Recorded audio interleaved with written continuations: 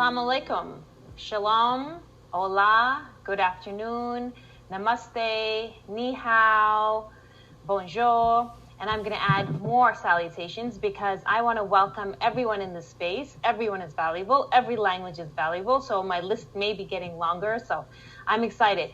Today, I am very excited for this conversation because the way I am communicating with anybody is through technology. The way I'm able to reach people and the way I'm able to build relationships is through technology. And what always comes to mind when I think about technology and how invasive it can be and how it kind of follows me around everywhere. It tells me what drink I've bought, tells me where I'm buying the next purse. It keeps a track of me and then tells me where to get purses like that in my newsfeed. So everything is very much connected. It all comes back to the question of who is running this technology. Who is running this technology? And so I am so blessed to have this conversation today with David Ryan Polgar, who has created All Tech is Human. There's humans behind this, right? And so thank you, David, for joining me. How are you? Thank you for having me. And as you talk about, we're all leveraging digital tools right now. It's obviously a very tough circumstance with what's causing this. But one thing to look at is as we've relied more on our digital tools, as they have gone from maybe a luxury for a lot of people to now a lifeline, it's really put the onus on how we design this and how we make it equitable. So let's talk a little bit about, since humans actually run technology, all tech is human. Yeah. So let's talk about algorithms and let's talk about how it steers political opinions, how Sure. it may steer polarizing views of different countries and cultures, and women and men's interests are as they develop into whatever personality they want to evolve into. How does tech play that role through algorithms? It plays a strong role. I think a lot of focus recently has been on YouTube's recommendation algorithm, which they have since altered because of a lot of the media backlash, which is also why I do want to point out the important role that media has with educating the general public on a lot of these issues. When we think about the policy that we create around technology, it usually happens as a reaction to media stories. So much of this current debate around privacy and algorithms really revolves around the backlash that happened after Cambridge Analytica in 2018 and the exposure that we were having around that. So if we go back to the recommendation algorithm of YouTube, what they were finding, which really shouldn't be a surprise, but what they were finding is that people tend to go with a suggestion, right? So if Netflix says, hey, here's a movie you might like, you're going to take that, as a strong consideration. If Amazon says the same thing, because you think, okay, they know me, they understand me. And even the way that we try to humanize a lot of our technology, most of the times we give it names like Siri and Alexa. We're thinking of it as a friend. Therefore, any recommendation is going to come with a serious weight. So what was happening in the YouTube scenario was that because a lot of the recommendation algorithm, and the algorithm is something that we like to say is black box, meaning that the general public wouldn't have access to how these mathematical decisions are being made. And a lot of that is because the company might claim that it's proprietary and could endanger them for a competition. But with that algorithm, since it was potentially geared towards engagement, that tilted it towards a behavior that we might say is not ideal. I'll give you an example, is that something that the general public struggles to think about, because it's very difficult, is that we like to say that if you're not paying for the product, you are the product. And what we mean by that is that most of our social media platforms and most of our just tech platforms, ever since the rise of Netscape in the 90s, has been based on a ad-based model. And what it really tends to do is say that if it's an ad-based model, the more ads somebody can be shown, the more money that the company will make. So the struggle that companies are having is, what if what engages you online is different than what is good for society? For The sure. way I like to think about it is that what we might proclaim we want is oftentimes different than what we'll consume, right? I like to jokingly say, like, we have aspirations to consume Kafka, but then we end up, consuming Kardashian. So from one K to the next. The idea behind that is that if platforms are thinking about engagement and they're so focused on that part, what oftentimes can happen is, what if it's salacious material that engages us? From a media perspective, we have long known this. It was in the 70s where you had the famous movie Network, which was since brought back on Broadway, right? I'm mad as hell and I'm not going to take it anymore. When we think about that film that a lot of people know, really what it was getting at was that salacious material sells. If it bleeds, it leads, right? So if it bleeds, it leads. What does that mean online? What it means online is that conspiracy theories are attractive for consumption. Why? Because they're outrageous, and outrageous material sells. It attracts eyeballs. So from a platform's perspective, they have a very difficult decision to make. And the decision is that should you give somebody what is good for business, or what is good for democracy, or what is good for personal growth? Yeah. You would think that those two would be one and the same, but they're absolutely not one and the same. Yeah. Let's talk about how we reach the human behind the tech, and how as individuals can we make our voices heard and say, hey, listen, I'm consuming you, but don't consume me to distract me. Consume me to uplift me. Because if you uplift me, I'll probably be a better consumer for you, because you'll be making better content, and I will stick with you in the long run versus shut you off as an annoying distraction. Well, I mean, what we've seen is a lot of tech founders like Jack Dorsey, who's came back as the CEO of Twitter, which he co-founded. They have since come to publicly state a certain level of regret about their original design for their platforms. What we've seen is that platforms and a lot of our technology are taking on more of a utility than our traditional business. And what this means is that the way we still kind of legally frame it, as you know, is we think of these as a separate entity. It's a business, and they can kind of create content what they want, and content moderation, things like that. But what we're finding is that our relationship with a lot of platforms is more akin to a public square. And we even like to say in the media that Twitter is a public square. But the rub is that we have altered our public squares now inside of a publicly traded company. And therein lies a lot of the friction that we're seeing. So there's been a lot of changes recently. For example, there was the lawsuits against President Trump for can he block somebody on Twitter. The reason why that is actually monumental in terms of its importance is because what they found is that you have a right to access this material, and then just generally you have a right to be on a social media platform. That is a major decision in the sense that we are viewing this as a utility. And if we're viewing this as a utility, how we go about making decisions with the platform are going to be more cognizant of the general public as opposed to a business. So what we have noticed is that we are shifting away from this kind of Milton Friedman idea of maximizing profit, and the only reason for business is to maximize its profit, because now we are realizing that we have conflated business and communication. And communication is, again, it's more important than buying tacos. It's really consequential to my life. I care how this is done. Therefore, the general public, I think right now and in the next couple of years, is pushing back to a certain extent to say we want some level of voice.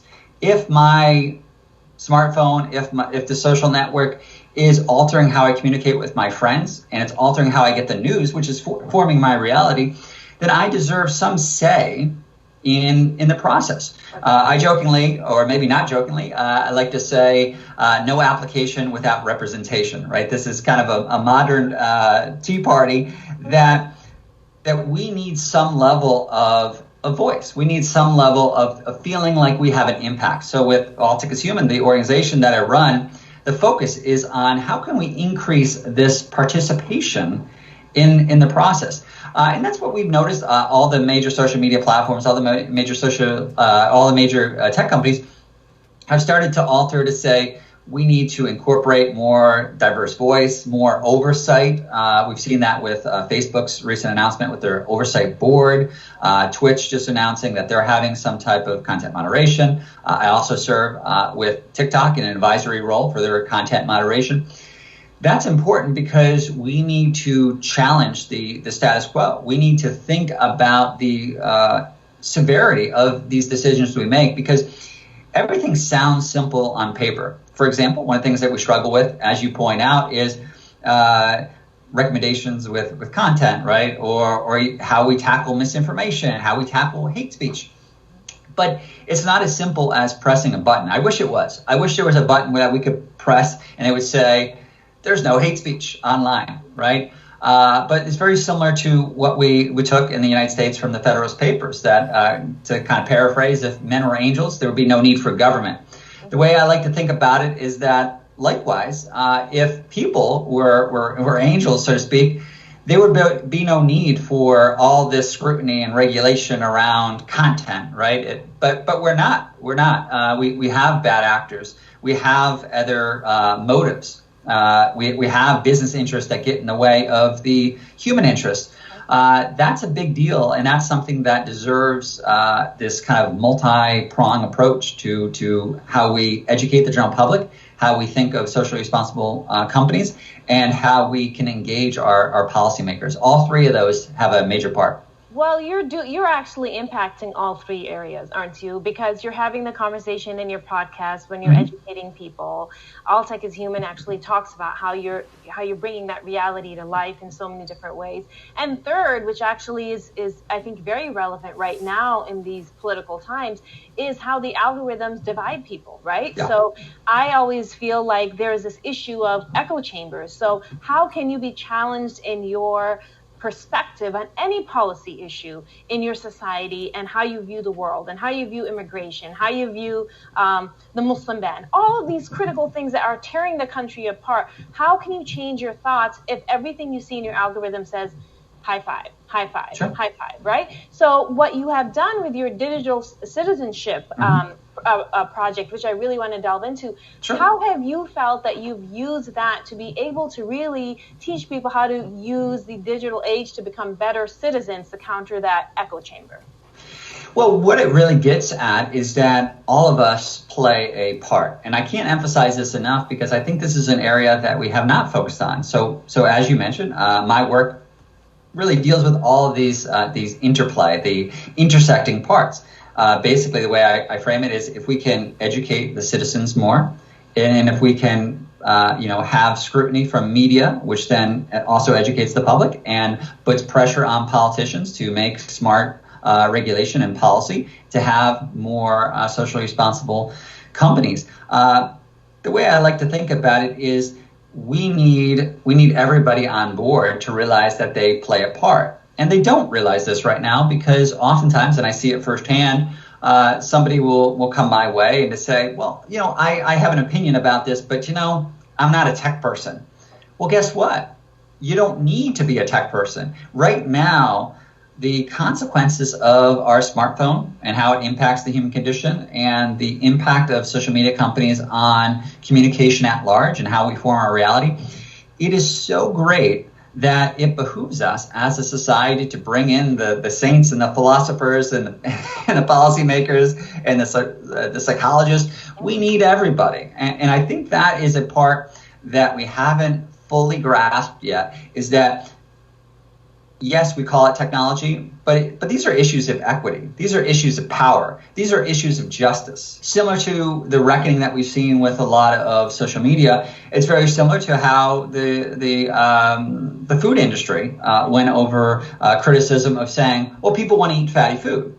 But fatty food also has certain negative externalities for society, and it affects healthcare costs. And so, likewise, what are the social costs that we have from our online behavior? yes, you clicking on a bunch of articles that maybe take you down a rabbit hole can tilt you towards some type of conspiratorial thoughts. That is actually, interestingly enough, it's good for business, bad for democracy. How do you garner all of your strategies and your energy every day to go into this role of technology, remind people that it's human, and say, you know what, I'm going to keep moving forward? How do you do that? You do it because you realize the impact that people can have. For example, since you mentioned the differences between legality and ethics, well, guess what? Up until recently, major topics like revenge porn, when it happened to most of the time women, usually through their exes, they didn't have a legal recourse. What they actually had to do most times is hire an attorney and try to go after copyright infringement, right? So because we didn't think of the laws behind revenge pornography, women typically were left with little recourse. But you would argue that behavior was completely unethical. So the way I like to think about it is what is oftentimes debated as unethical today is what's going to be illegal tomorrow. That tech ethics operates as the canary in the coal mine. So a lot of times when we're arguing about privacy and what a company might be doing and how it tilts us towards a bad direction that could be harmful to our feelings about democracy and educating the general public, that's something that is important, because it's not just this academic conversation that we're having. It's a conversation about values, and we are embedding our values in the technology we create, because the technology we create creates us as individuals and creates our society at large, right? So we are influencing our technology then influences us. Therefore, it really behooves us to think deeply about the impact of social media and technology, and then be more thoughtful about its design. But as dark as the days can sometimes seem, I'm really optimistic, because every day I run into really a lot of college students, grad students who are thinking about this, I would say, in a more dynamic fashion. A lot of people who are joint computer science and philosophy majors and realize that we need more diversity of thought, that we need to challenge the status quo. We need to think differently about business models, maybe a triple bottom line type of idea, that we need to create the society we want, and that because it's being impacted by technology that is not just predetermined, we need to back up and say, let's consider this. Let's create technology that brings out the best in humanity. Let's create technology that brings us closer together, that can challenge us intellectually. Because really, my own upbringing, that was the optimism that I had with the rise of the web, that it was supposed to knock down the differences that we saw in cultures and countries, and that we're all part of one larger connective tissue of the world, that we would have the world's knowledge at our fingertips, whether you were in Timbuktu or Kathmandu. Therefore, we as humans should be getting more intelligent. But here we are today talking about whether the earth is flat, one of the major topics of conversation online. So to argue that it has led to this kind of utopian vision has obviously not been the case, and frankly, we have gone off course. But at the same time, you see the promise of technology as we're using today to talk to one another, to actually to make it valuable and to embed our values inside of it. I appreciate that so much. And I think that what it comes down to, and I thank you, David, for being a role model, to be able to instill your personal values of what you learned growing up in your home and your family, and then using that to see what you want to do with technology and make the world what you felt it should be like. And I think if people like you and I and other people that agree with us play that role and really put in content and information and have conversations that uplift people, technology is not going to be the friend that distracts us, but it's going to be a friend that says, you're better than this. Yeah. And that's where we want to be. So thank you so much for making me smarter on this. Thank you, Maaria. Thank you. Thank you for having me. So we all have a role to play, right? Like, what is the use of technology if we as humans don't step up? So I was just so excited and inspired by David, and I hope that you were too. And I feel like this is a really nice uncharted territory to really look at technology in a new way and not think about the book 1984 and come up with a new book 2020 or book 2021 about how to view technology. So I'm excited. I think this is a really strong technological road to peace. So as always, today I bid you peace.